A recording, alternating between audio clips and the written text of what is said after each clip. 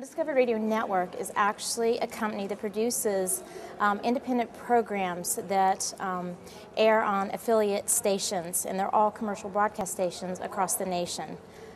So what we do is we solicit music from independent record labels and independent musicians, and then we piece together in our studios 2-hour shows that air weekly on any FM station that we can get to carry our show in the United States. The business model is based on we don't take any money from the artists.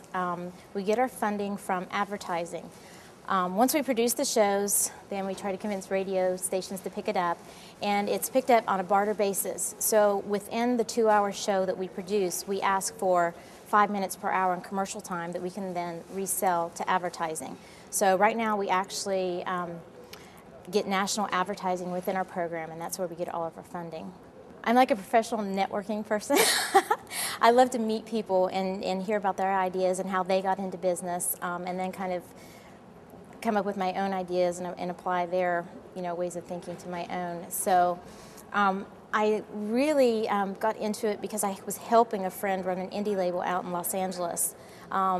He used to be in a band that was signed to a major label, and Kevin was the lead singer of the band Candlebox, which was fairly popular. And through helping him run his indie label, I realized that there's really no access for independent artists to get onto mainstream radio.